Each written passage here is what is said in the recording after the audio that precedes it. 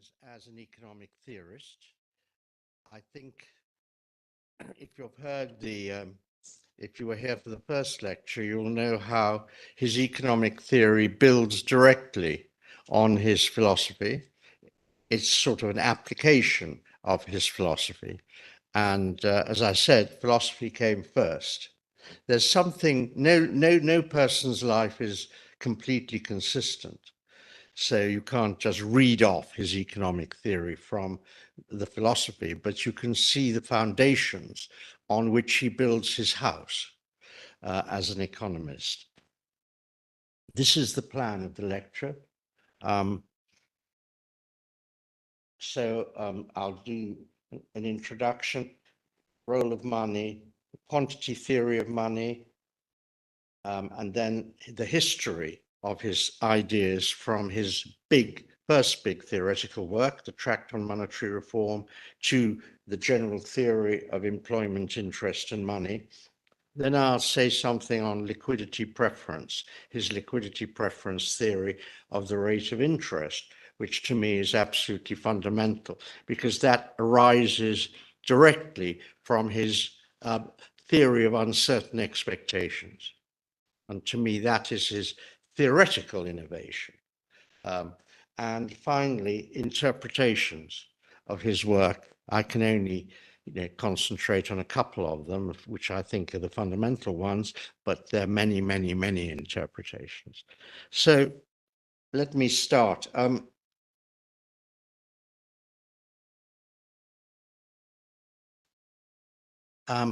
First point to emphasize is that Keynes was no more a trained economist than he was a trained philosopher. His education as an economist would be considered extremely scanty by present-day standards. No first degree in economics, no master's degree, no PhD, 8 weeks of supervision with Alfred Marshall, 8 weeks, and then he was put here to teach economics. 8 weeks. But of course, with the greatest economist in the world teaching him, he had some advantage. And of course, he had heard economics being discussed endlessly as a child in his father's household. And then as he started teaching economics, he started learning it. Particularly learning it as co-editor of the Economic Journal. And so over 30 or 40 years, he read all the main articles, learned papers in economics, coming through from all the economists around the world. And so that was an education in itself. Nevertheless, it wasn't very adequate by modern standards. And when Keynes wrote how hard it was to emancipate himself from traditional ways of thinking, and particularly from traditional microeconomics, you've got to take that with a pinch of salt, I think, because I don't think he knew much about it, so it wasn't so difficult to emancipate himself from these old traditions of thought. But of course, what he had to do was to find a way acceptable to economists of discussing the traditional theory. And so he learned the language, but it wasn't, in the middle of his head. It wasn't embedded there, the classical theory. And I think that's an important thing to remember. At that time, economics wasn't so much of a specialized study. It was part of something called moral philosophy. And so you learned your economics, if you learned it at all, in conjunction with other subjects. And this was true in Italy as well. I mean, it was the law faculty which produced most Italian economists at the beginning of the 20th century. And similarly in England, it was part of moral philosophy, and economics was studied in that section of it. And it was actually Marshall who created the economics tripos in Cambridge as a separate subject. But it wasn't something Keynes did, as I just said, and other famous economists of that time, like Arthur Pigou, he read history and classics. Very few of them read economics. So they picked it up, such as it was. And Keynes was in that tradition. On the other hand, Keynes brought two strengths to his study of economics. One was mathematics, where that's the degree he read at Cambridge, and the other was statistics. He was always very, very statistically minded. He would say, you just have to look at numbers and then you see what they mean. You see what the trends are, not econometrics, statistics. That gives you an idea of quantity.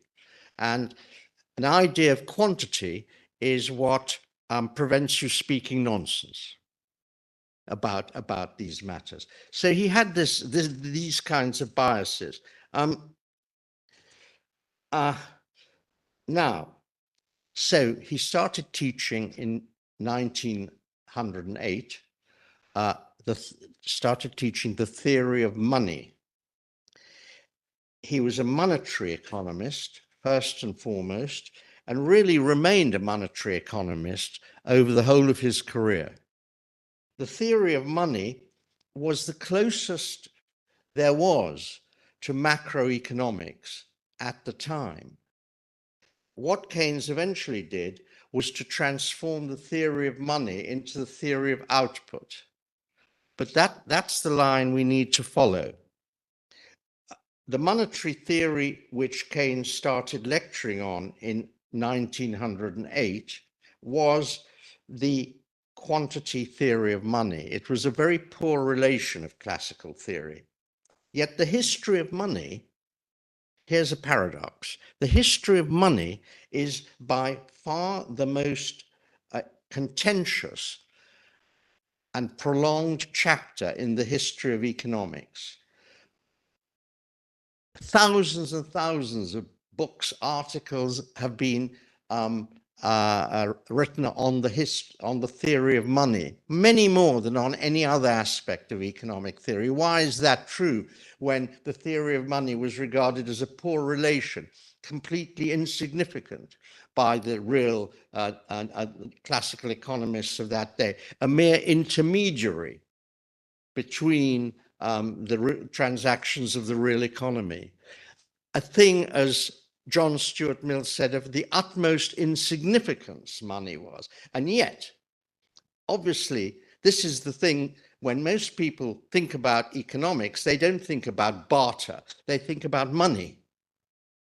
And money is what makes the world go round. And yet money was not there in the classical economic scheme. It was not there.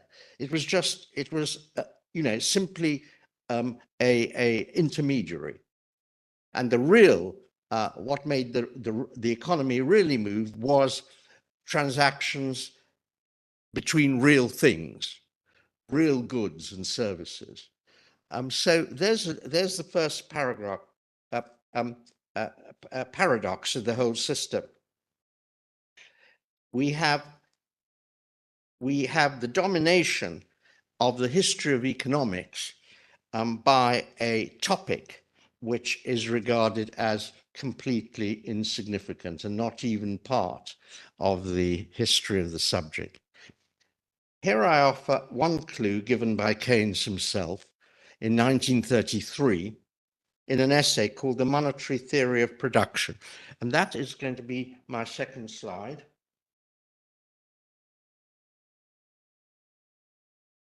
And this is key to everything. An economy which uses money, but which uses it merely as a neutral link between the transactions in real things and real assets, might be called a real exchange economy. The theory which I desiderate would deal in contradiction to this with an economy in which money plays a part of its own and affects decisions, and is, in short, one of the operative factors in the situation, so that the course of events cannot be predicted either in the long period or in the short period, both of these periods, this is important, without a knowledge of behavior between the first step, behavior of money between the first step and the last. That is, I think, the key to the whole of Keynesian economics. Everything else is an application of this basic theorem.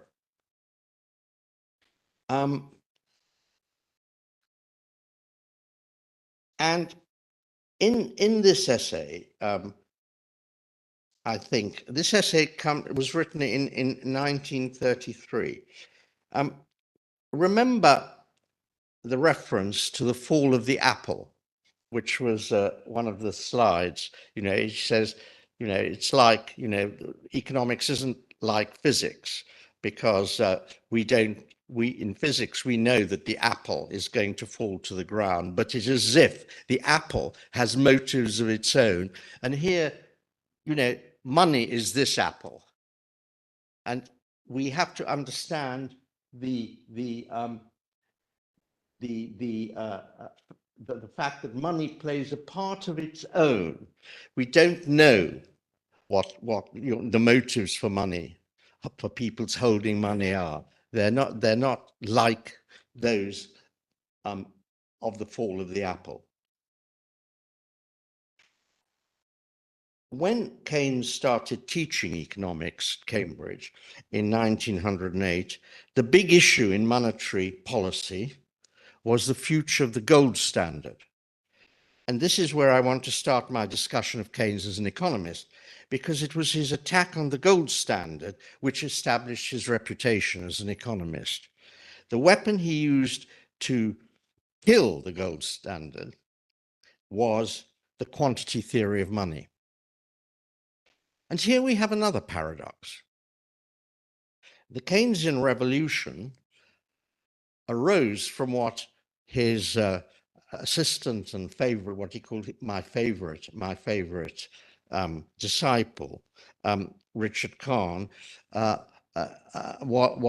the Keynesian revolution arose from Keynes's struggle to escape from the quantity theory of money.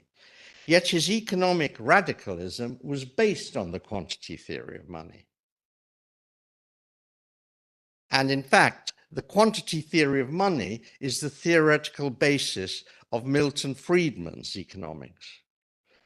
So how do there seems to be a bit of a paradox here. Of course, it's interesting that Milton Friedman regarded the tract on monetary reform, which is Keynes's big essay on the quantity theory of money, as Keynes's best book, and everything else a sort of deviation from the true path. So he starts as a monetary reformer, a monetary radical, and his tool is the quantity theory of money. And the paradox disappears, I think, when we remember that the gold standard was the pillar of monetary orthodoxy at the time. It aroused in the young Keynes the same passionate hostility against obscurantism that the enlighteners of the 18th century felt about the teaching of the Roman Catholic Church. It was that same, reaction against this hocus pocus of the gold standard.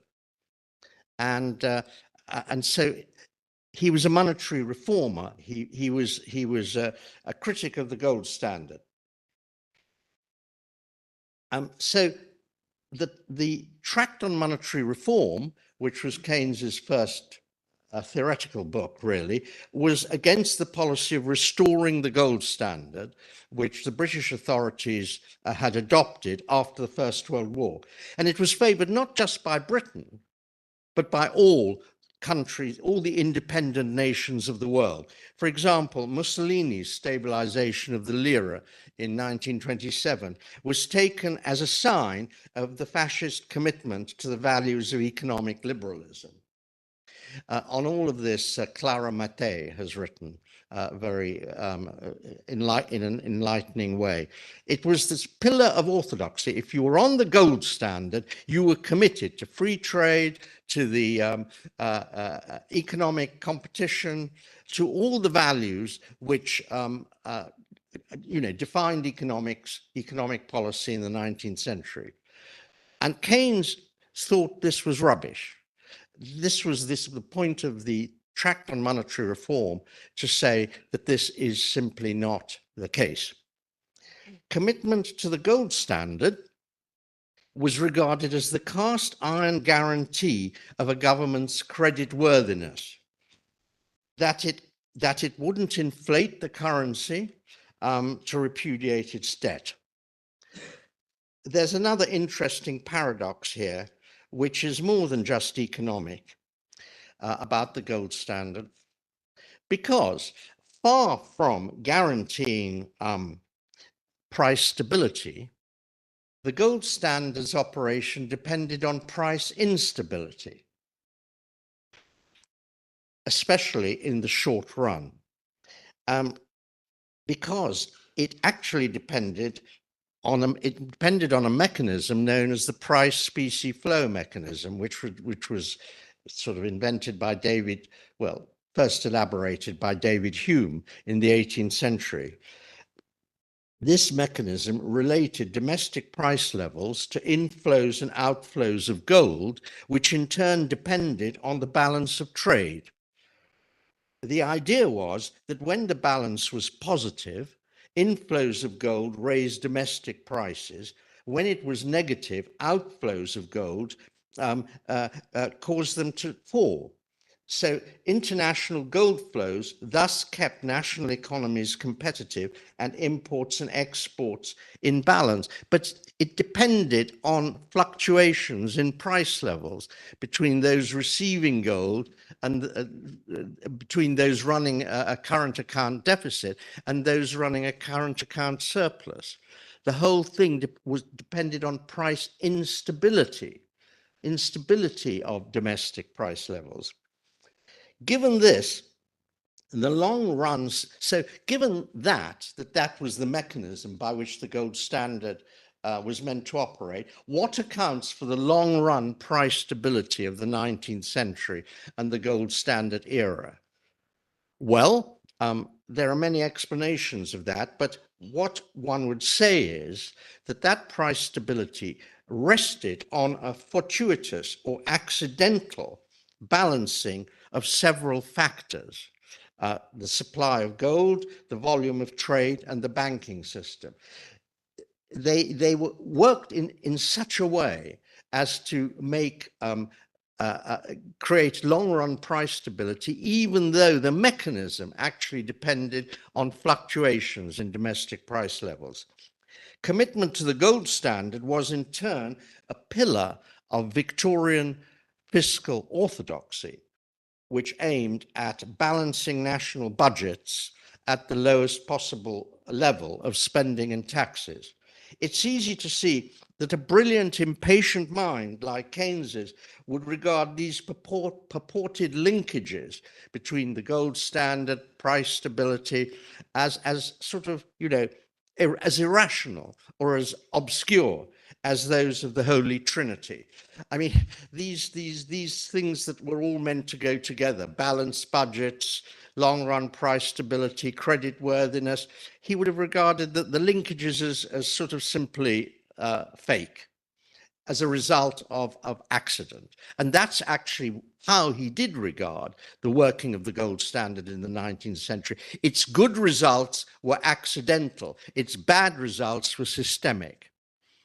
In any case, the conditions which allowed the relative success of the gold standard in the 19th century were destroyed by the First World War.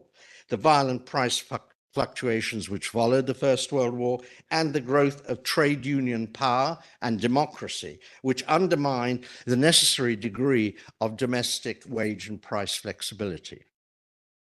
It was in this context that the quantity theory of money became the stick with which to beat the orthodox policy of restoring the gold standard after the war.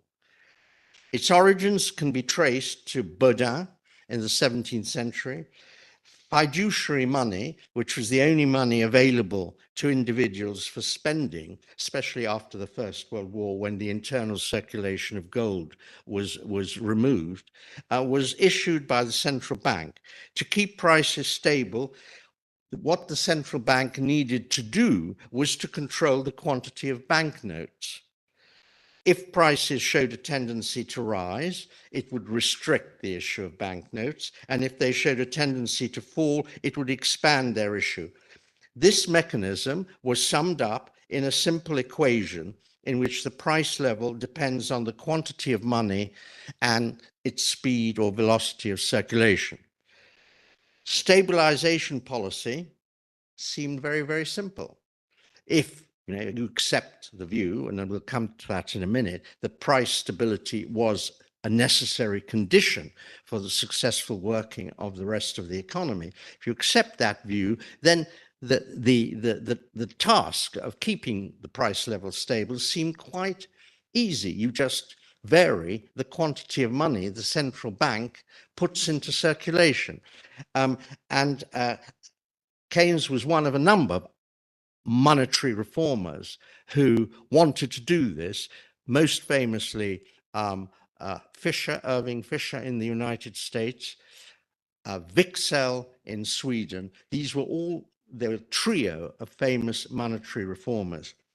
And for Keynes, it was only the stupidity and conservatism of governments and bankers which prevented them from adopting this antidote to social and political disruption, which followed from the fluctuations in domestic prices. So here was the problem: fluctuations in domestic prices, which upset all established and customary norms governing economic activity.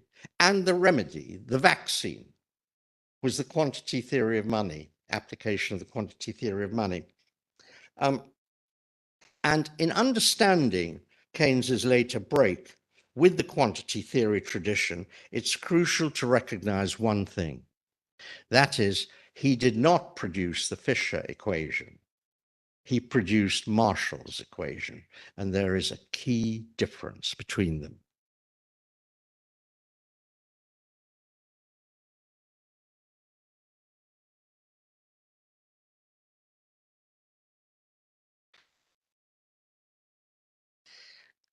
Now, everyone knows the first one. It's been altered a bit over time, but everyone knows the first one because that is what Friedman reinstated in his book, in his essay in 1958, I think, when he said restating the quantity theory of money. Fisher was American. And there, on the left, we have M for money supply and V for velocity. And on the right, P is the weighted average of all prices, and T is the weighted average of all transactions in a definite period. In the same period, so the Fisher equation is true by definition. There's no theory in that equation. It's simply a truism. It's a tautology. Things cost what you pay for them. That's all it means. It becomes a theory of the price level by making the causation run from M to P, not the other way around, and treating V and T as institutional constants for the relevant time period. Given the ground rules, there can be no doubt, no escape from the conclusion, Fisher writes, that a change in the quantity of money must normally cause a proportional change in the price level. So there's the theory. That's the theory of a theory of prices, and there's a control mechanism built there, which is simply to vary M. Central bank just varies the quantity of money it supplies to the banking system. Now, Keynes's version of it is somewhat different. It's known as the cash balances version of the quantity theory of money by his teacher, Alfred Marshall. In Marshall's important symbol there is K, is the average fraction of the community's wealth which is held in cash accounts. It is a reciprocal of V, velocity. If it's assumed to be constant, okay, then the two equations come to exactly the same thing. However, Marshall's formula brought out the crucial and neglected function of money as a store of value. He was the first to apply subjective utility theory to the demand for money. He recognized there was an opportunity cost in holding money, so people would balance at the margin the convenience of holding cash with the rate of interest which might be earned by lending it out. And in this formulation was to be found the seed of Keynes's later liquidity preference theory of the rate of interest, a small seed from which would grow the mighty Keynesian oak. There it is. And so Keynes's equation, which is simply a more extended version of the Marshallian equation to incorporate cash balances held in deposit accounts, is actually the skeleton of monetary policy as it's been practiced since the 1980s. This is the reversion. I mean, it's rather interesting. The public, including the business world, keep K, a fraction of their purchasing power in cash, let's say in their tills or in their deposits. And the banks keep cash reserves R as a fixed proportion of their liabilities. So there's a direct relationship between the quantity of money, which Keynes marks as N, and prices, P. Thus, the business of stabilizing the price level, and I'm quoting Keynes in the tract on monetary reform here, the business of stabilizing the price level consists in exercising a stabilizing influence over K, the fraction, that is by interest rate policy, over the two Ks, and insofar as this fails or is impracticable, in deliberately varying N and R so as to counterbalance movements in K and K sign. So so that's really, that's exactly how monetary policy has been conducted since the Friedman counter-revolution. It just, if you try to affect the quantity, the fraction of cash people hold in banks, you try to affect the demand for money by varying interest rates, and insofar as that fails, you slam in quantity, you just increase the quantity of money. What changes in monetary theory? There is the Keynesian revolution in the way, but that's not accepted any longer. Keynes's own version. My task is primarily historical, so you'll understand the issues raised by the simple equation are quite formidable. How do you define money, narrow money or broad money?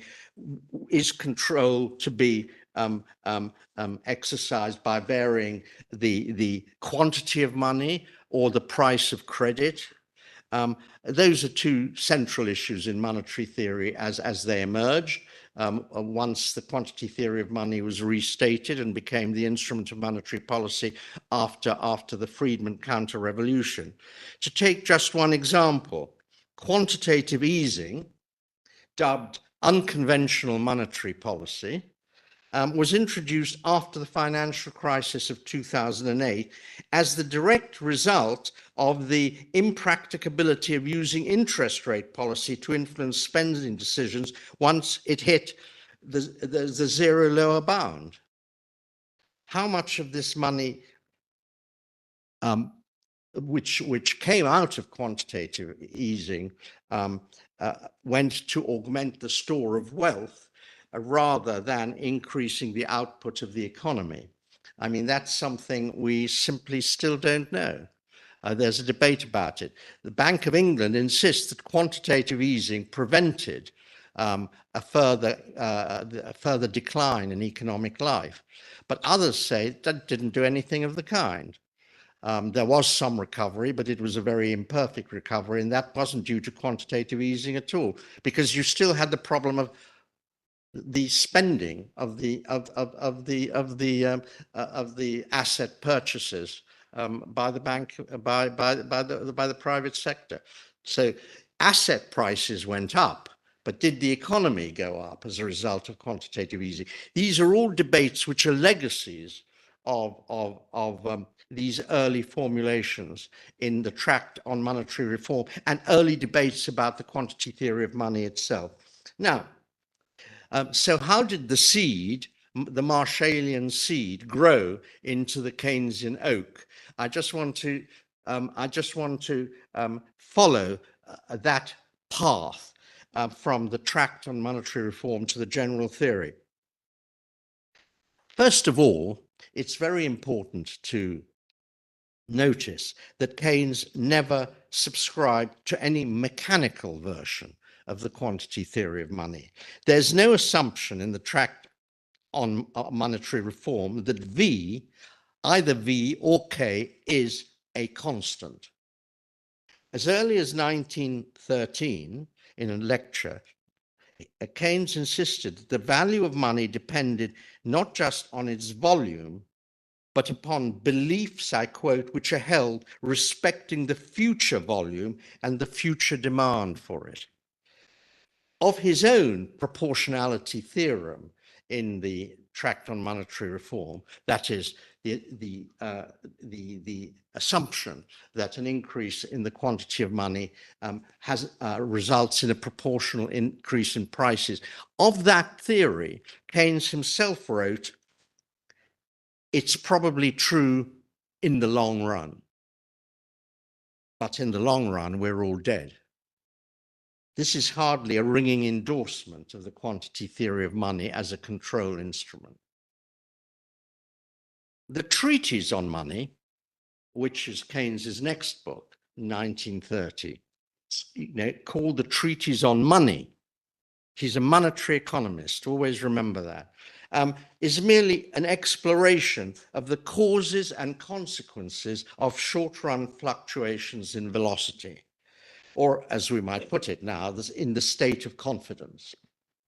Although he retains some version of the quantity theory of money equations, he abandons the strict causation from the quantity of money to prices. Rather, it's velocity which controls the whole operation of the monetary system. It's the crucial independent variable in the Treatise on Money, and it shifts from and velocity shifts in response to fluctuations in what Keynes calls bullishness and bearishness. So optimistic views on what could be get from investing money to pessimistic views, which produces cycles of boom and bust. So with a high state of confidence comes rising prices, windfall profits, and expanded production. With a low state of confidence, you get falling prices, windfall losses, and depression. And Keynes expressed these changes in sentiment as movements between the industrial and the financial circulation. This is all in the Treatise on Money. Now, here's an important quotation, I think. By industry, we mean the business of maintaining the normal process of current output, distribution and exchange, and paying the various factors of production their incomes. Normal business, that's the industrial circulation.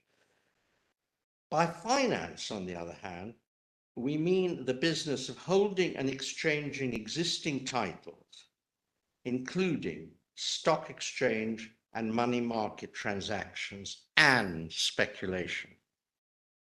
So when you have a buoyant business, buoyant phase of the cycle, you have a switch in money from the financial circulation to the industrial circulation. The attractions of holding money are reduced. The attractions of investing it are increased. When you have a bearish sentiment or lower confidence, money is shifted from the industrial circulation to the financial circulation, where it is used in buying titles to existing assets. In other words, stock market. It becomes later on, as I shall show, Keynes's speculative motive for holding money. And so let's just see what this means today.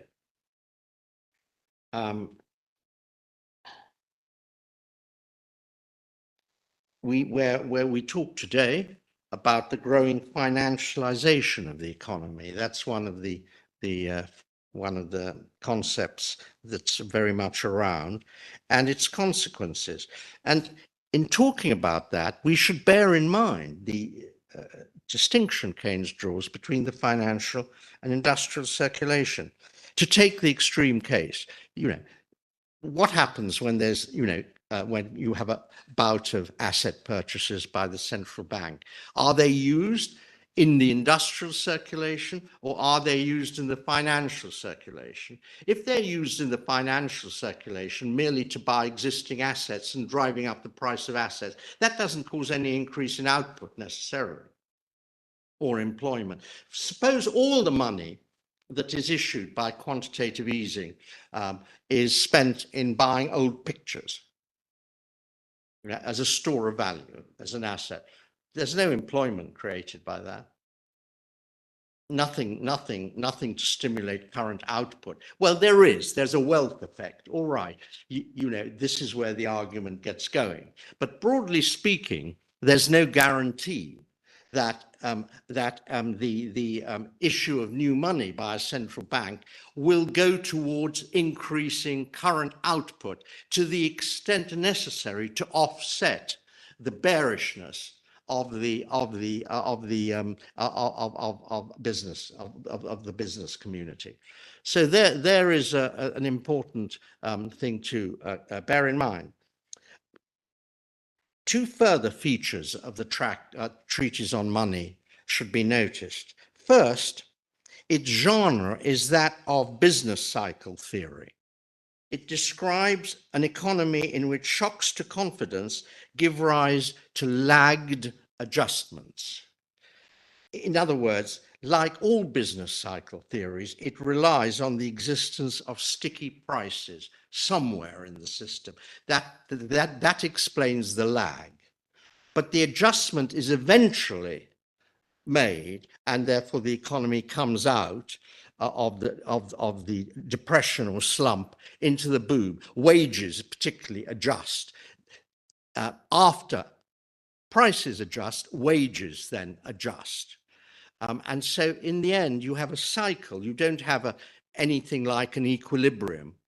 Interestingly enough, what you do have, now, do I have the right? Yeah. What you do have is one hint of something difficult. Yes. So the fundamental equations of the treatise on money are only price equations. Output adjustments are temporary. That's why he can still write his fundamental equations in the Treatise on Money as price equations. And what happens to output is sort of ignored on the way because it's regarded as simply temporary. He's writing about these are long-run equilibrium equations in the Treatise on Money, and they're price equations because you simply get the adjustment in the end of prices through lag changes in income. What you don't get is a sticking point. Now, there is a hint of a sticking point in the Treatise on Money, which is described in something which we call the banana parable. And in the banana parable, we assume flexible wages, so there's no stickiness anywhere. And what happens is you have an economy that produces only bananas, and there's a loss of confidence in the production of bananas. The production of bananas falls off, when that happens, flexible wages don't restore the initial level of banana production, because if employers reduce wages in response to a fall in demand for bananas, then the spending power of the public, I quote, will be reduced by just as much as the aggregate costs of production. So here you have a hint that you get a downward movement of the economy, but no upward movement, because aggregate demand has been reduced in proportion to the fall in the price of bananas. Now, but he doesn't go any further than that. And what he suggests that in the end, what happens, there won't be any position of equilibrium until either all production ceases and the community starves to death, or until growing impoverishment causes the community to save less, or unless investment is stimulated in one way or another. So the idea of an exogenous, you get a downward slide with no upward movement embedded in it, unless there's a stimulus, an exogenous stimulus of one sort or another. And that's where he leaves the Treatise on Money. But there is also a very interesting, what does he want from policy in this kind of scenario? What he wants from policy is as follows. Let's see if it's here.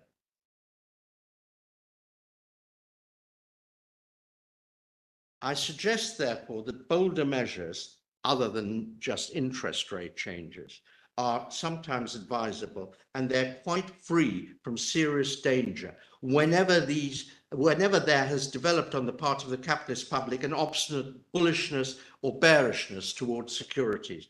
On such occasions, the central bank should carry its open market operations to the point of satisfying to saturation the desire of the public to hold savings deposits, or of exhausting the supply of such deposits in the contrary case. So that's quantitative, that's QE, isn't it? When interest rate policy fails, because, for one reason or another, it hits the lower zero bound, or because, bearish sentiment is too great, then the bank should step in with open market operations, what he calls à l'outrance, to saturation point, or in the opposite case, it should sell securities, sell government bonds, buying or selling government bonds to whatever extent is needed to stabilize prices. So that's his. That's the scheme of policy he sets out in the Treatise on Money. Now, let's move on to the general theory.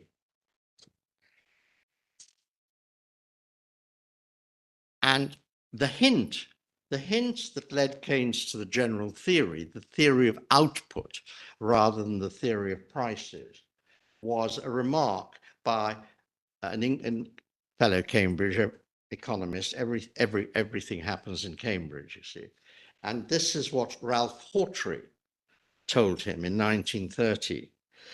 If, and I'm quoting from Hawtrey, if anything occurs to affect the demand for goods, the first result is an increase or decrease of sales at existing prices.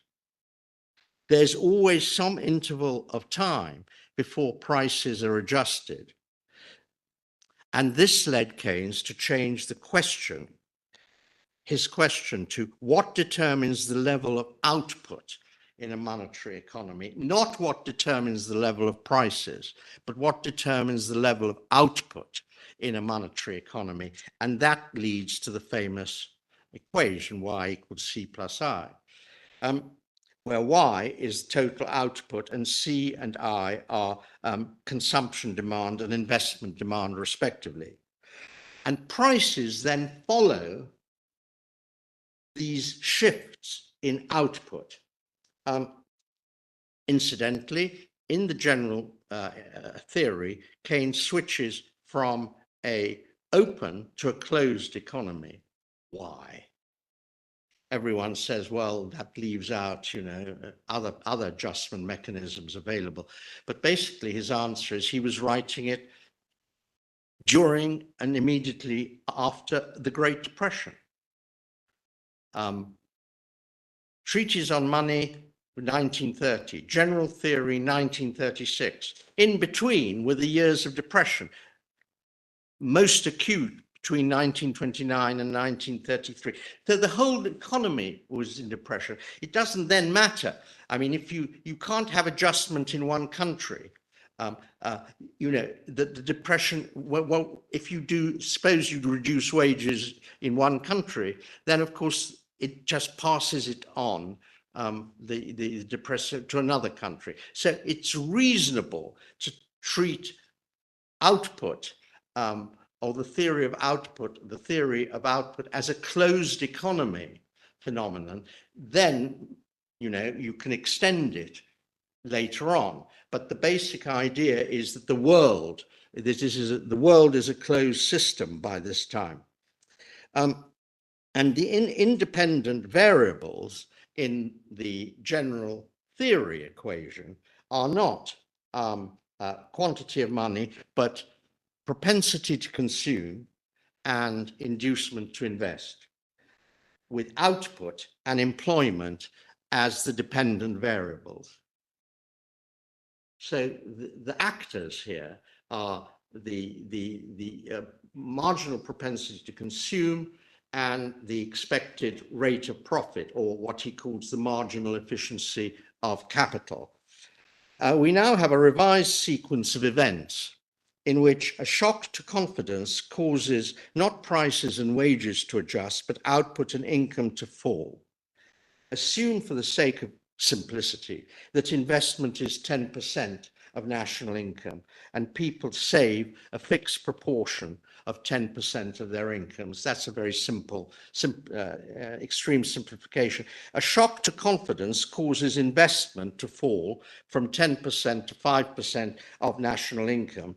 Now saving falls by exactly the same amount because it's a fixed proportion of income, and therefore S and I are always equal at all levels of income and output. There's no question of saving running ahead of investment, or investment running ahead of saving, which is a business cycle framework. They're always equal. And that means that you can have equilibrium at any level of activity. As Keynes put it bluntly in a lecture in 1933, saving must equal investment. Income will fall to adjust itself to this condition. So, as I said, the treatise of money model of a cycle based on sticky wages disappears. It's instant output adjustment, not lagged price adjustment, which takes center stage and establishes the possibility of underemployment equilibrium. So I think I think that's as simply as possible to describe the shift between the theory of the two books. Now, how does this differ from the classical theory, because the treatise on money, despite its being heavily criticized by Hayek, is still within the business cycle tradition. It's just it's a short run phenomenon. In the long run, there's always full employment equilibrium. So how does the general theory break with this tradition? And it breaks with this tradition in its treatment of the rate of interest. In the classical theory, any tendency for the ex ante supply of saving to exceed the rate of investment is offset by a downward movement in the rate of interest. In other words, the rate of interest is what equilibrates the demand to save with the inducement to invest, the propensity to save with the inducement to invest. But that's not what happens in the general theory.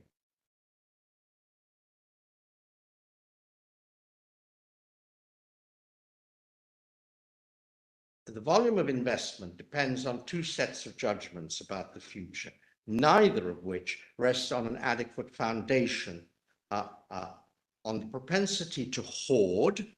This is the Marshallian K coming out here, and on opinions of the future yield of capital assets. Nor is there any reason to suppose that the fluctuations in one of these factors will tend to offset the fluctuations in the other. When a more pessimistic view is taken about future yields, there's no reason why there should be a diminished propensity to hoard. Indeed, the same circumstances which lead to pessimistic views about future yields are apt to increase the propensity to hoard. What this means is that the rate of interest has a natural tendency to rise and not to fall when you have a pessimistic expectation of future yields from investment. And during a downturn, and especially in a deep slump, it may be impossible by monetary policy alone to reverse the sign. Recovery will therefore depend on public investment.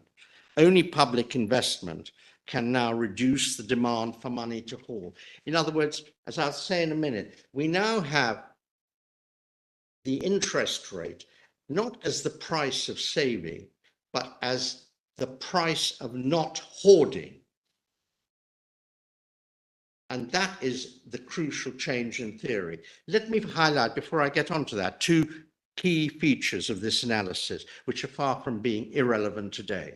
First, the underemployment equilibrium of the general theory is wrongly specified as persisting mass unemployment. And this is the form it normally took in the 20th century once unemployment benefit became universal. However, unemployment is a statistical artifact of the requirement for the receipt of unemployment benefit. Underemployment is the term Keynes uses in the general theory, and that is not the same as unemployment. Underemployment is the general concept of a workforce employed in work below their capacity, below their skill level, or working less than they would like to, or being discouraged from working by the lack of jobs. Thus, an economy can be statistically at full employment, but also seriously underemployed. And in a discarded section of the GT, Keynes actually makes this very, very clear. I mean, he should have put it in because it would have actually helped, I think, to understand what he meant by underemployment equilibrium. He has the idea that as the machinery of production shrinks, the industrial system decants or puts workers into the bottom end of the service economy. It doesn't make them wholly unemployed. It shifts the occupations of the workforce from a higher skill level and a productive level to a lower one. he says they end up as gardeners and chauffeurs rather than as workers in manufacturing. Underemployment equilibrium thus sums up better his idea of what a suboptimal equilibrium would look like than the concept of unemployment. But of course, it's harder to measure, and unemployment, statistical unemployment, headline rates of unemployment are a more specific measure, easier, and therefore they can be proxied more easily. Now, I have an anecdote to illustrate this. And it comes out of someone who went to interview the economist Robert Lucas. And their conversations, this is called Arno Klemer. Anyway, this book came out about 10, 15 years ago. And so he goes to see Robert Lucas in his office in Chicago University and says, Professor Lucas, I've been driven here in a taxi by an unemployed physicist. And Robert Lucas says, well, I would say he was an employed taxi driver. So there's always full employment if you look hard enough. It's just there are jobs available. Sure, bad luck if you can't get any jobs in a physics department. You always get a job as a taxi driver. So in that kind of view of the world, the mass unemployment of the early 1930s was either the result of miscalculation by workers of the jobs actually available, or result of their laziness, not looking hard enough, or as a result in institutional obstacles, either to the movement of people or the movement of wages.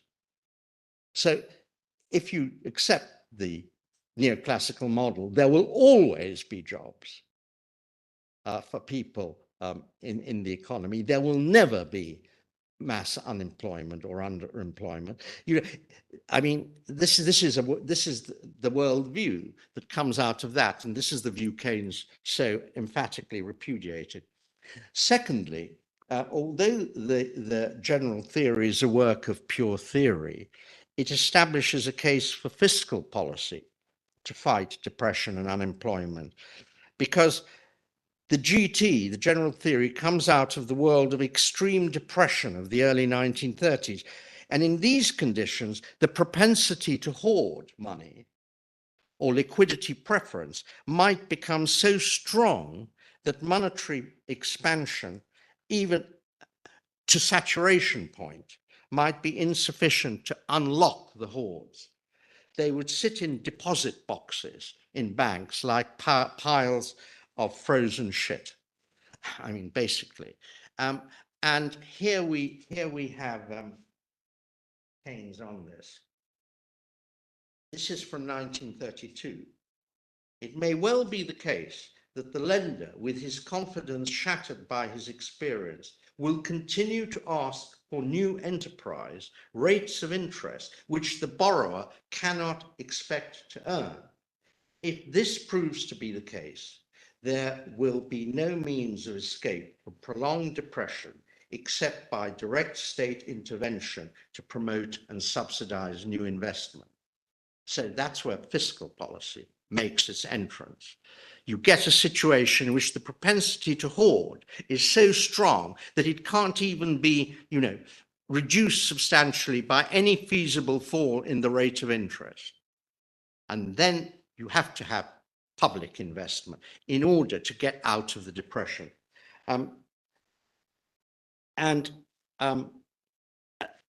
case for fiscal policy then was very much strengthened by the theory of the multiplier invented by Richard Kahn in 1931. The impact of public spending on employment and output could now be calculated in a way that the impact of open market operations couldn't be, or even of tax cuts. You can either have open market operations which put more money into banks, or you can have tax cuts which put more money into the hands of people, businesses and consumers, but you can't estimate their impact, because how much of that money will be spent on currently produced output? With the multiplier, you know that all of it will be spent on currently produced output. If the government borrows $100 million to build houses, that money will be spent. It's not borrowed in order to save a bit of it. It will be spent. So you can calculate, I mean, what Richard Kahn provided was a way of calculating the effects of a given the repercussions of a given expenditure on the level of spending in the whole community. And that was the multiplier. He put numbers on it. The vague idea of the multiplier was known before, and Keynes used it in 1929 when he talked about the cumulative effect of increased state spending. Now you could calculate the repercussions exactly. And it also fitted well his theory of uncertainty, because you might say, okay, but surely it's simply an assumption that all of this money will be a net increment to the flow of spending. No, because the repercussions, 90% of them came immediately. That was the point.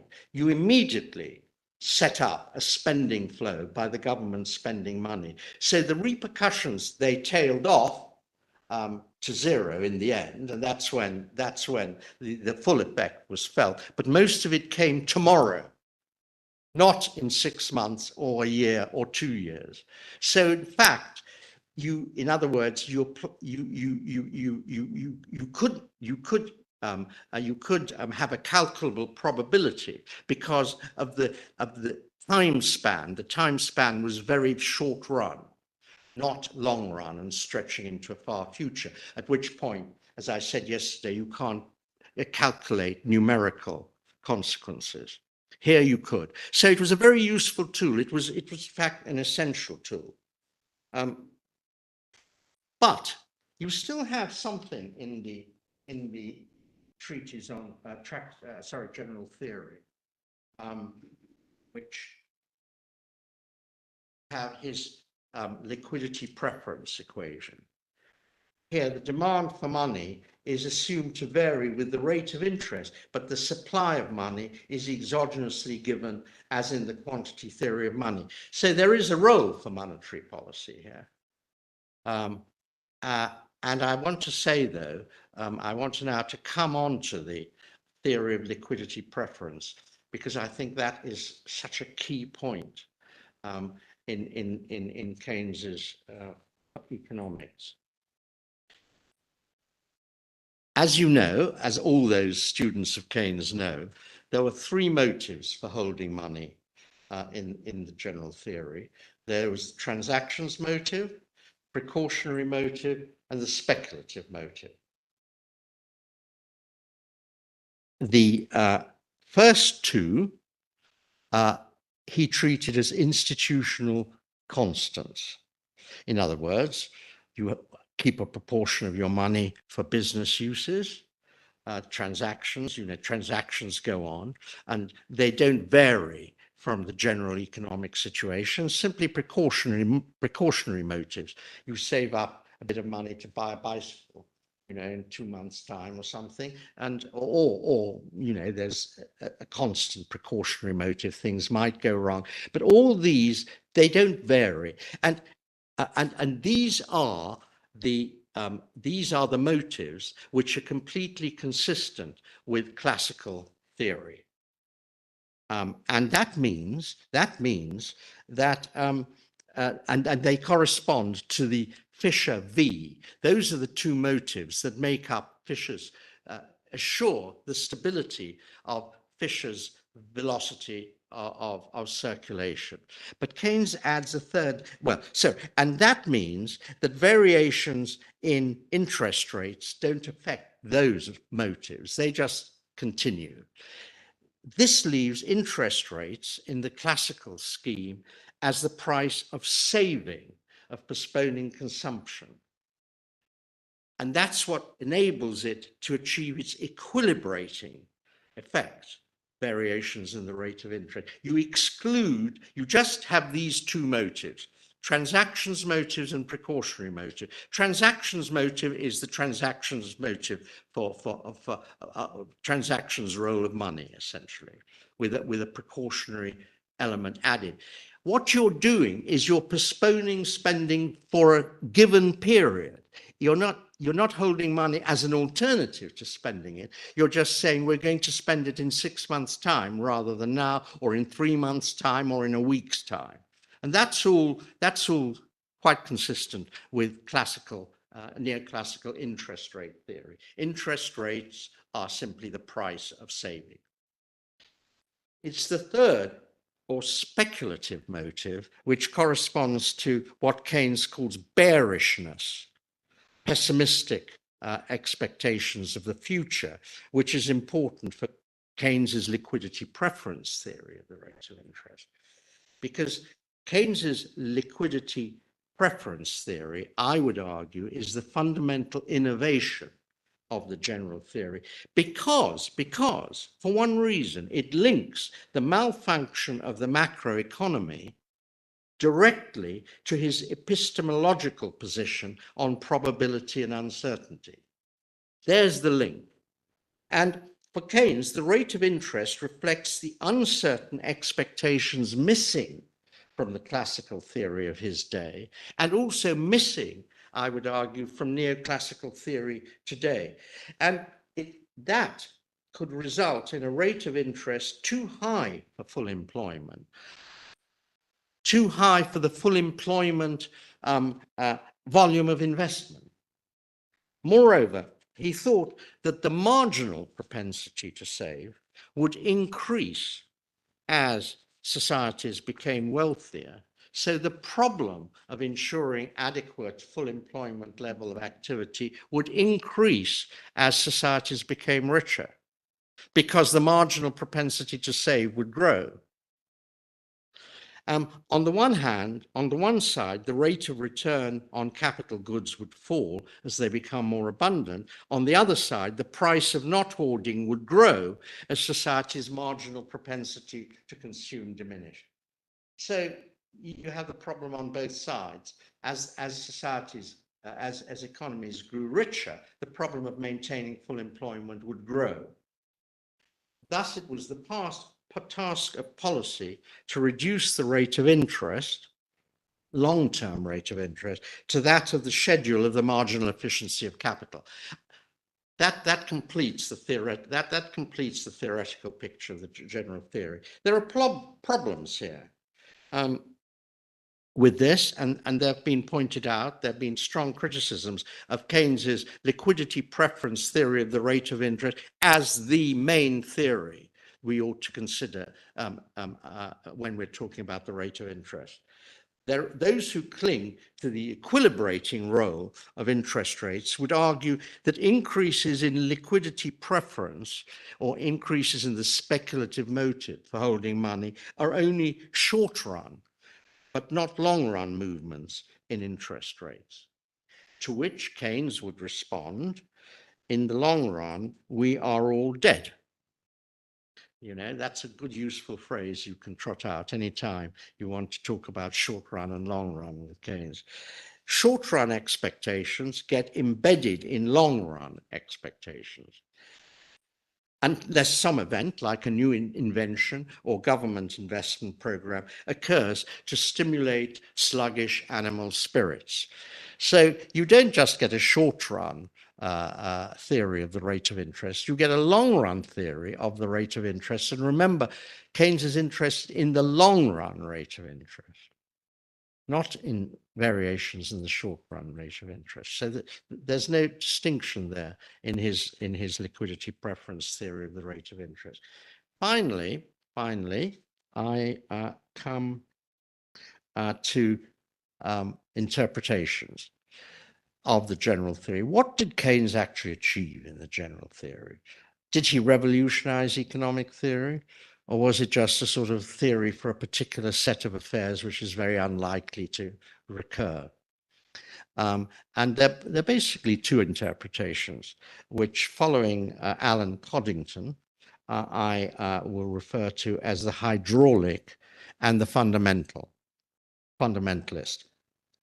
The hydraulic interpretation takes as the central message the slogan, "Quantities adjust, not prices." Output is determined by aggregate demand, made up of consumption demand and investment demand. However, all that is earned need not be spent. Investment demand is volatile, so that a fall in investment demand unmatched by an increase in consumption demand will lead to a fall in aggregate demand and employment. I mean, that's the way the fundamentalist, the hydraulic theory goes. They're automatic quantity adjustments as soon as something happens to diminish the attractiveness of investment. So Say's law, that supply creates its own demand, is therefore invalid. The hydraulic Keynesianism can thus explain how demand deficiency can arise given the fall in the inducement to invest, but not why investment can suddenly become less attractive. It lacks, so to speak, an explanation for its own explanation. And what it does in place of that is to just have shocks. Shocks of one kind or another occur. We don't occur for any reason, and then demand for investment falls off. There's an automatic output adjustment, and then you step in with the multiplier. So you have an output income adjustment model. Very, very simple. We can do it on a diagram, but you know what the diagram is. The fundamental interpretation starts from epistemology. It's at the epistemological level. The fundamentalists take Keynes's central message to be the existence of irreducible uncertainty. This affects two sets of demands, the demand for investment and the demand for liquid assets. The first, affecting the expected profitability of investment at given rates of interest. The second, the interest rate itself. In Coddington's words, I'm quoting, "What Keynes is concerned to suggest is that the epistemological foundations of private sector investment are comprehensively flimsy." And we know what the epistemological foundations of private sector investment are. They are what's called rule utilitarianism. We have a convention that things are such and such, and everyone follows the convention. But that's flimsy, because the convention can suddenly break down, because people realize that the convention it imparts some spurious precision to calculations about the future, which are not there. And at some point, people realize this, their expectations are not based on anything solid, and therefore you have a massive shift in the opposite direction. George Soros actually had one of his contributions as he was an active speculator and amassed a huge fortune, some of which has gone to various educational institutions, based on the theory of reflexivity. And that is exactly here. What we do affects what everyone else does. And there are these feedback mechanisms. And I mean, one of the things that this very well explains is herd behavior, how you have one point, everyone believing something, and then the belief becomes less and less tenable. And then you have a big switch in the other direction. And I think this collapse of the conventions on which investment behavior is based, it's based on conventional expectations. The convention collapses and there's nothing there to sustain the animal spirits any longer. And so you get this flight from investment into hordes. I think that is the basis of the fundamentalist critique or explanation of the GT. So you get fluctuations which are independent of any changes in real variables, just because people's sentiment shifts. Fundamentalists follow Keynes in seeing interest rates as determined in the market for money and not in the market for saving and investment, both in the short run and in the long run. Interest rate adjustment is not disabled by the liquidity trap, a short-run phenomenon, but by the fact that a fall in the expected profitability of investment becomes embedded in long-term expectations. I've already mentioned that. And thus, with a given money supply, it leads to a rise, not a fall, in long-term interest rates. Similarly,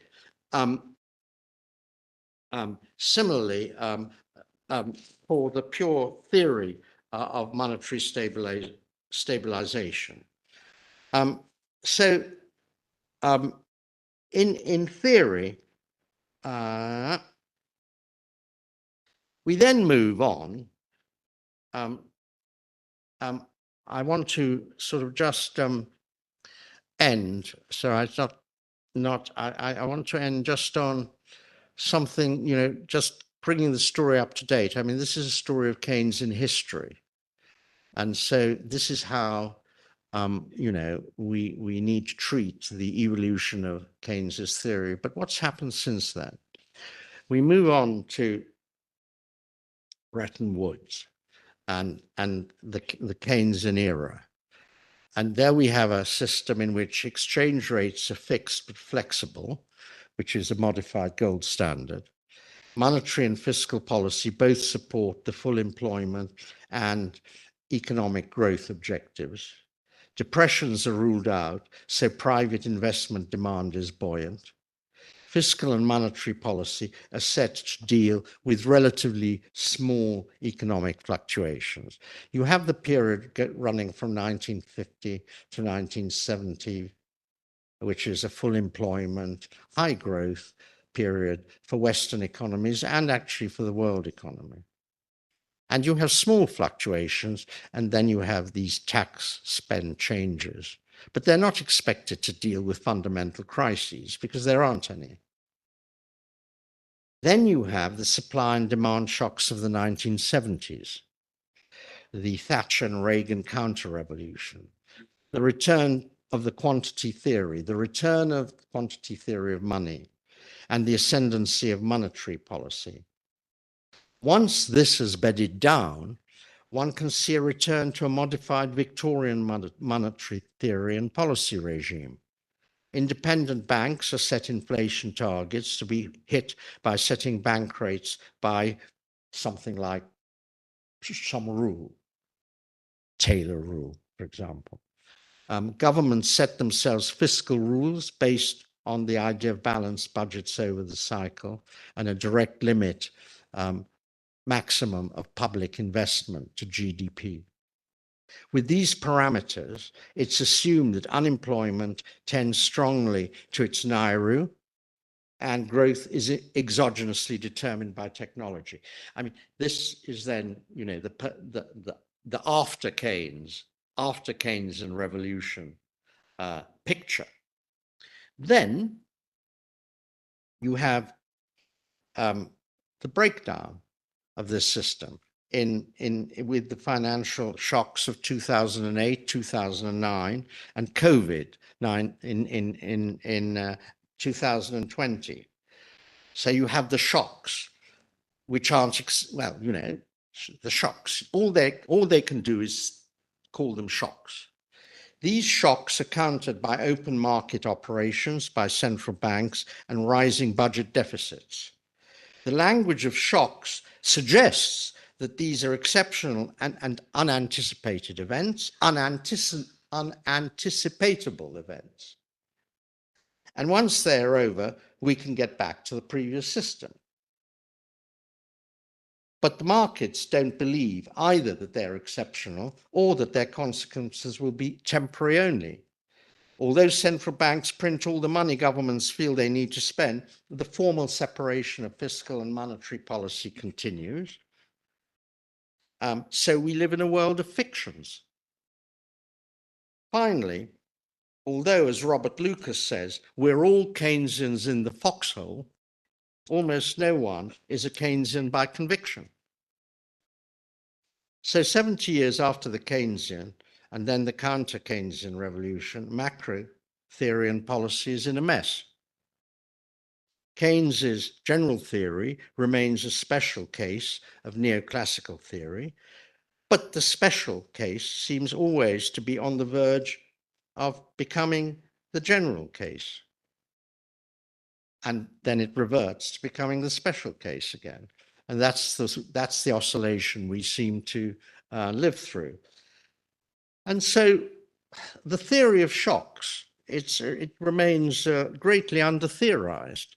It seems obvious that turbulent times produce lots of shocks, and Pacific times produce far fewer shocks. But to say this takes one outside the limits of economic theory to the political conditions of the world.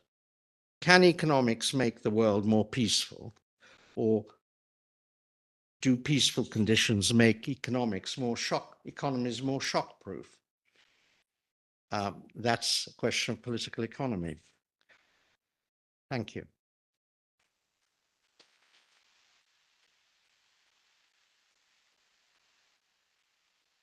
I'm sorry it was so long, but I was told that we have these are 2-hour sessions. I don't necessarily want to go on for 2 hours, but I'm very happy to discuss this further. Anything I've said, if it's of interest. Are there any discussion points that anyone would like to raise?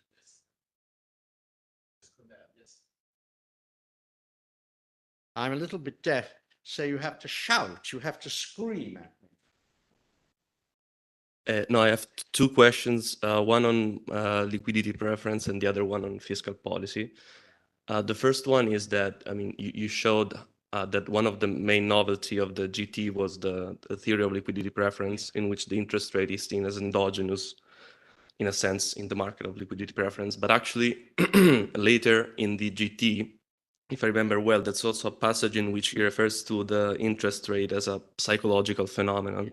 There is sort of a convention, and it seems that it is exogenously set by the central bank. Some scholars, like Garegnani that you mentioned yesterday, see a sort of contradiction in this thing, because either the interest rate is endogenously determined in the liquidity preference theory, or it is a sort of convention, and it is exogenous because it is set by the decisions of the central bank. So how do you see this thing? And the other one is about fiscal policy, because you show that indeed he made the case for fiscal policy during depression, or when the monetary policy is ineffective. But did he make also a compelling case for using fiscal policy in normal times? Because in a sense, we're all Keynesian during recessions, but the challenge is to be Keynesian also outside recession. So what Keynes said about using fiscal policy in normal times? Well, yeah, it seems to me you distinguish between bank rate and commercial lending. Set bank rate. Then a question of whether rates made effective in the commercial market. That's the distinction. I mean, bank rate 2008 and rapidly fell to zero, but the commercial lending rate didn't reflect that, because that reflected long-term expectations. Something. So I think that's see the contradiction there. Secondly, on fiscal policy, yes, I mean, fiscal policy in the case is not policy. It was a way of getting down long-term interest. That is actually the condition of investment. So that you get long-term expectation. future interest rates as low as possible. So, in other words, you are only using fiscal policy in order to stimulate private investment, stimulate animal spirits, and that will reduce the capacity to hoard. You see, I think he thought about it in that kind of very rarely. And I can't find any Keynes writing a case for fiscal policy in terms of variations in public expenditure as a stabilizing, as the main stabilizing instrument. What he does say is about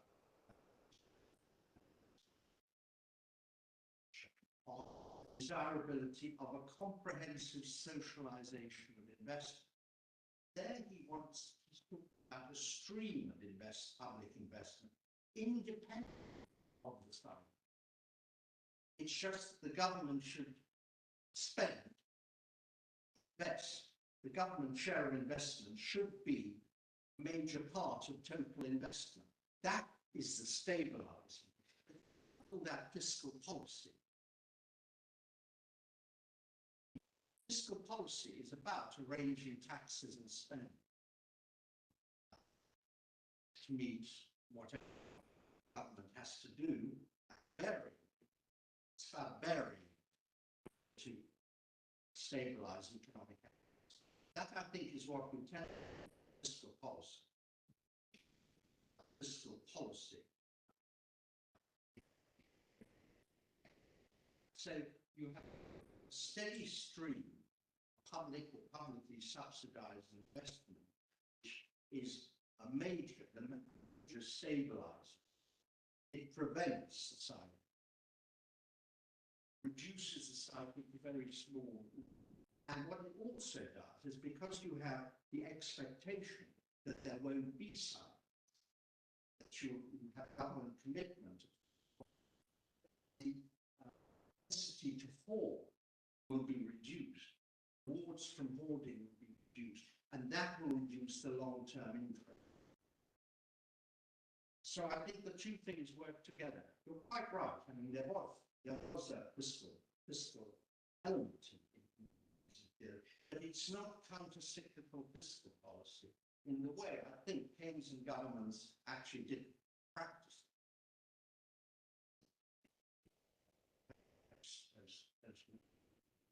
That's Keynesian, but it's not in Keynes. I insist that Keynes comes out of monetary theory. Always looked at one monetary factor. You see,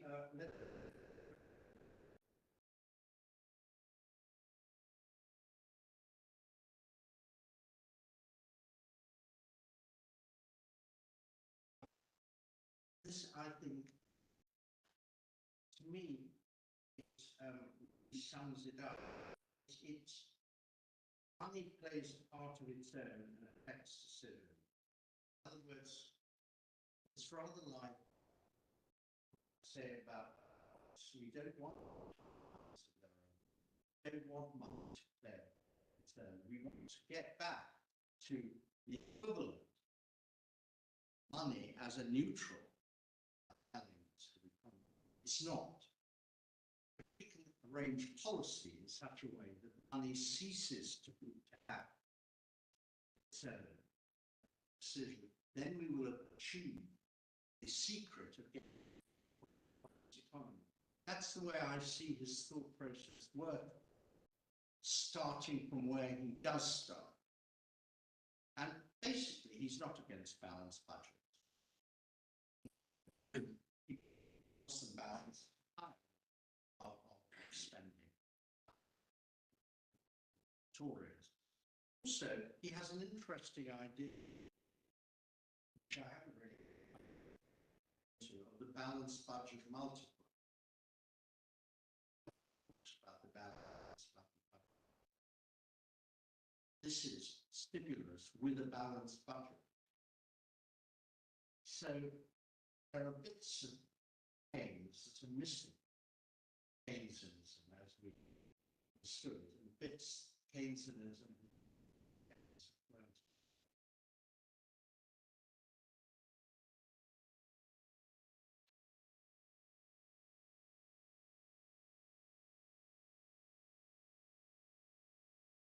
What I'd like to ask you is some sense related to what Damiano asked, because it's related to, by reading the general theory of Keynes, I saw some ambiguity of passages in his book.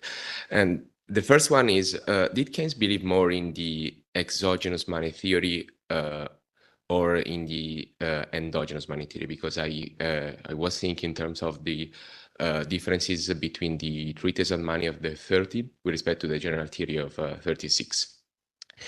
And the second one is it's related to the lack of a proper inflation theory in the Keynes general theory, because as Dennis Robertson said, in his generalized quantitative money theory of money, Keynes focused on the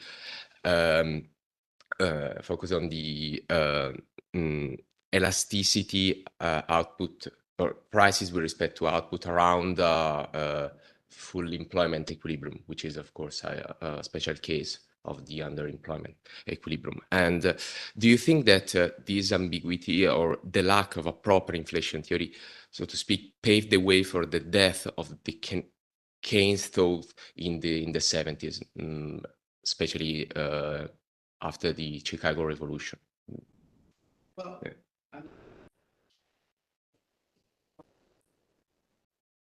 Keynes prices, supply side, for example, theory of wages, the theory of prices in the general theory. He talks about as the economy of full employment as a populace development. That's one sort of approach. He says the quantity theory of money, it becomes valid as a theory of inflation at full employment, but we never get there. We haven't reached ever this full condition, all resources. Therefore, we can park it to one side, that particular theory, deal with the actual inflations we do get, which are to do with supply side shocks of one kind of, yes, the oil shock, 1970s, supply side driven prices, and then you get, of course, wage price spiral. There's a trade union to pay wages to compensate for the energy price increase, which they can't do at the moment. So you have a lack of wage flexibility, which is called for by because you have this concentration of power. How did they deal with that? Because then you've got sort of supply side shock and then demand side government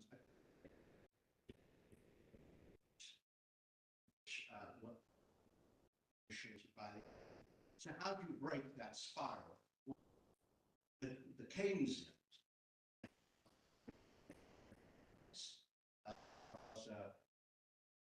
the only thing they did to reduce is an incomes policy. Incomes policy is the answer. You simply stop any wage increase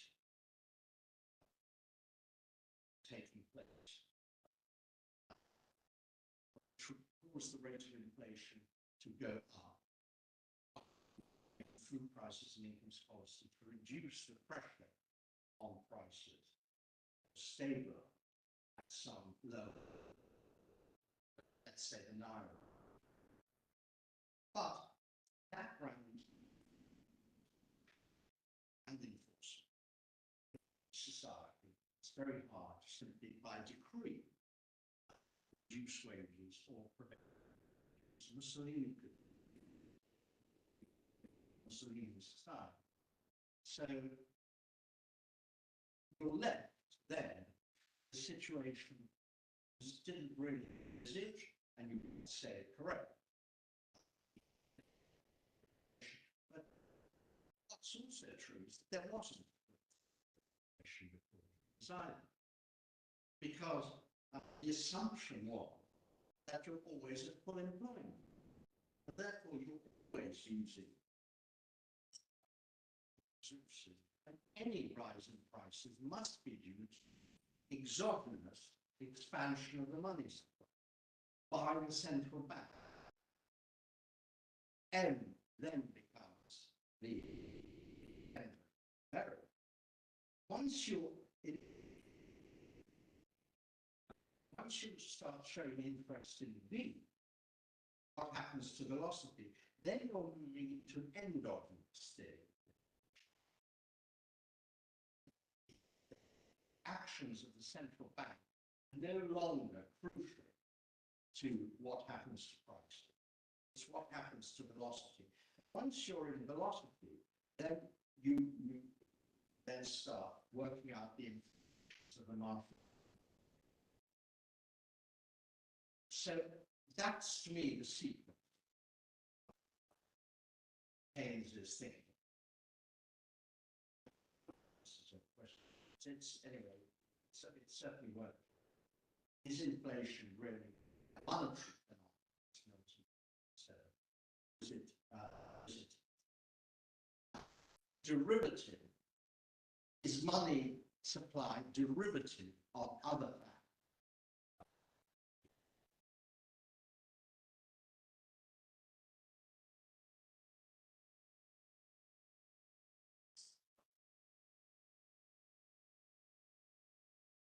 Okay, so first of all, thank you for the presentation, of course. And second, I would like to talk, if you can tell us a little bit more about Keynes and Bretton Woods, and in particular, his relationship with Henry Dexter White, so the US delegate from the Treasury. And was also Keynes satisfied with the outcome of Bretton Woods or not? I'm afraid I want to keep you in suspense.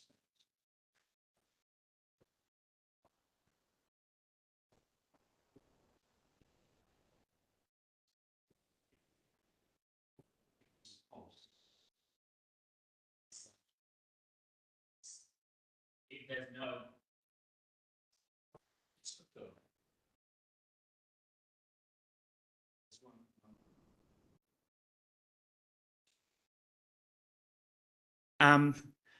At several points in your talk, I thought of how much Schumpeter would agree on the real role of money in the economy.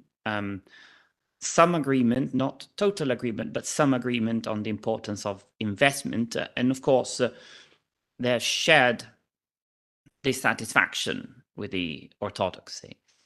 Could I ask you to elaborate on what Keynes made of Schumpeter's theory? They were writing approximately at the same time, and they often refer to one another's work. And if I remember correctly, Schumpeter also wrote Keynes of Bittery in the American Economic Review. And as critics of the orthodoxy, I think their relationship is quite interesting on a number of issues you have touched upon. And so I would like to ask you what your interpretation of sort of Keynes' sort of reaction to Schumpeter's work were, and what, in your view, were sort of the most important points of agreement and disagreement. Well, I'll do this. I think there's one question I didn't quite. That is, although it's perfectly that Schumpeter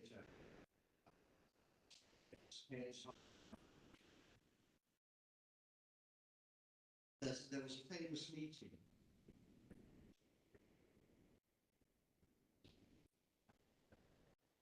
said, Schumpeter, he's a bit of a Charles. He said, Schumpeter, supply side,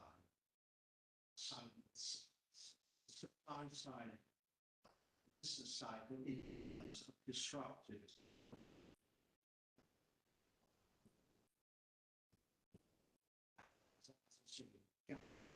In other words, you had a cycle whenever second new election. That was taken up by Dennis Robinson, and it came into the theory of the cycle, what called the cycle. But Schumpeter didn't break it, but in the long run, the profits were competing. And in that sense, he was very much in Chicago theory of, say, so Keynes didn't need Schumpeter. The truth is, by the time he wrote the GT, he wasn't interested in the cycle. So in a way, the two revolutions, if you like, passed each other by. On the other hand, Schumpeter was very critical of Keynes's underemployment equilibrium. In that sense, he was still part, a very critical neoclassical economics. I would really, in terms I'm describing, I would say Schumpeter was one of the theorists of deep business cycle, but not challenging the tendency of a capitalist system to equilibrium.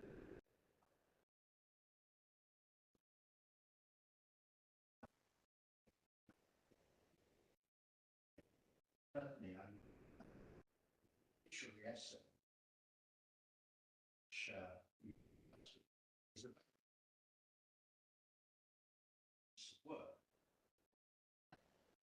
Basically,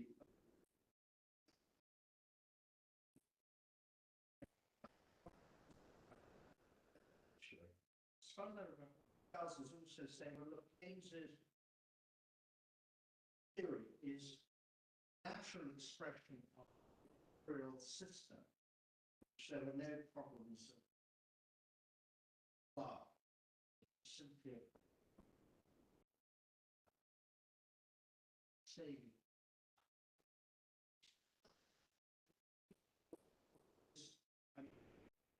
what I remember is that he thought Keynes's theory was an Anglo-American theory. Reflected the complacency or the supply condition of an imperial system, which, you know, there wasn't a problem. Therefore, everything then reverted.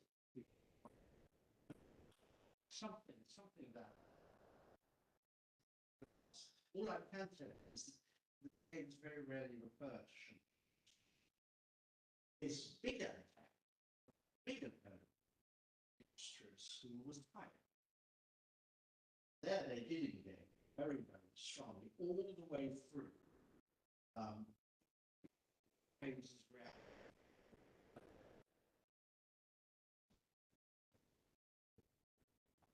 I've been writing about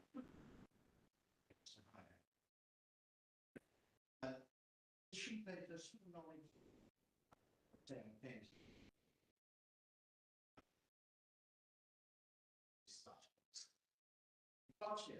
No, I mean, I come to the dispatch box. Yeah, but you also got to. Yeah, basically. Unfortunately, my question was already pretty much covered by Davide, but I still want to kind of provoke you on missing bit from Keynes's general theory about cost, about the theory of inflation, really. So it seems to me, and correct me if I'm wrong, that Keynes was, as you said, a demand had a demand interpretation for inflation, which I would say is too bad, because then we don't really have Keynesian theoretical tools to fight against the current policy making debate. So, for instance, when he talks about, I don't remember if it's chapter 19, the theory of wages, right? If I remember correctly, he keeps prices as a fixed variable, and then he says, look, we shouldn't actually push for lowering wages, nominal wages, because that will result in an underemployment equilibrium, right? Because wages are also a source of demand. But he keeps real wages translating into consumption, and then consumption translating into aggregate demand. But then that's problematic, right? Because if you only have demand inflation, pulled inflation at full employment, that what happens before that is just cost inflation, and you can account for that only through like wage costs or through other types of costs, like imported energy costs and things like that. So it makes sense that he didn't have cost push inflation based on rising imports, because Britain was an empire, energy sources were already, like coal was there, so it didn't have to import like fuel and things like that. But it did make sense to have a kind of to incorporate a theory of cost push inflation, given the labor relations, the industrial relations that were existing at that time in Britain. What don't you think? See, I mean, is that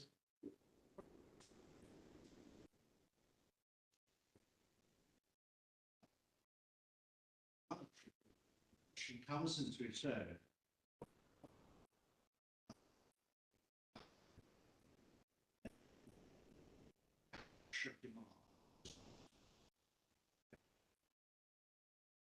That position, he said, never. But it was reached. 1950s and 60s. 2%.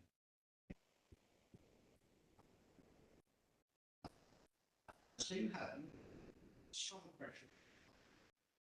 At that point, demand push theory. The theory there was cost push. Then continued, so you had a cost element because you had strong institutional pressure. And then, so you had a cost push. It was competing. Why costs for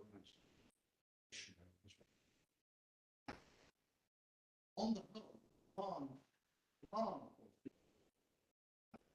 won out because they were able to say it's still government is accommodating wage bargains that the trade unions are making. It's printing the money to enable the to have the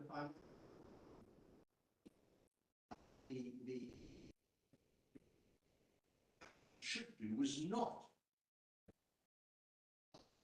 The government should not validate wage bargains by supplying the of money, which would mean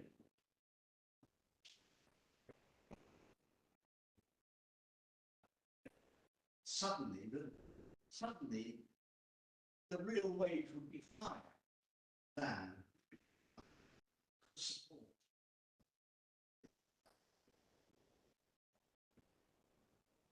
So, way, Keynesians have no answer to that, except to say, well, you must then find some other ways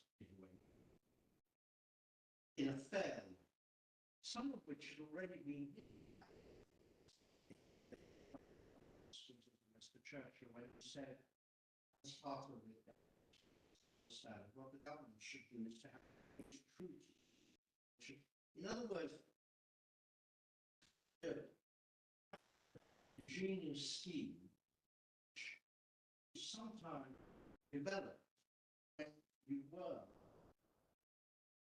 did need to restrict the growth rather than increase the growth.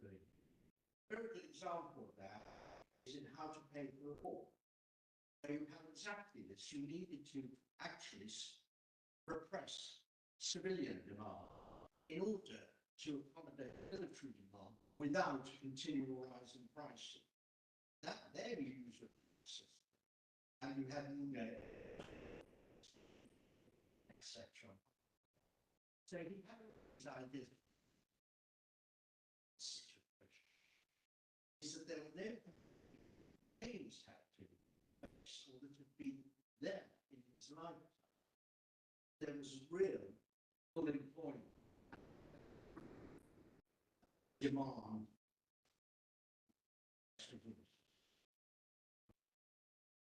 therefore it's intermediate position. Can't apply the constitution. And there's something else Keynes said also. He said it would be much better, this is an appreciation, a stable way system. So that kept nominal wage steady.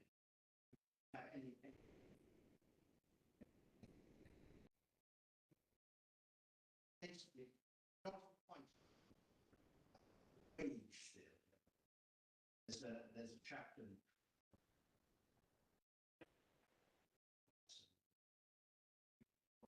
stable with real values and on wages of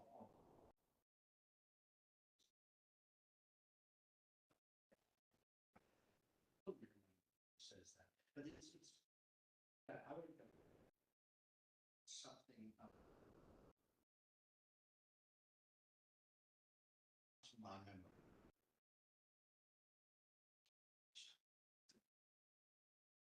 This is the next lecture will be. Is it 2 o'clock? Yes. I thought it was 4 o'clock. It's 2 o'clock. It's 2 o'clock. In aula 6, not here, in 6. 6. Okay.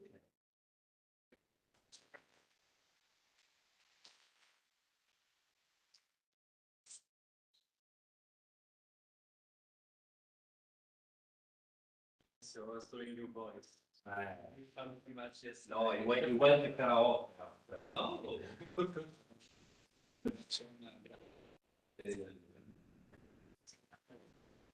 Don't into the sun. Into the sun. Okay. Go to the bed.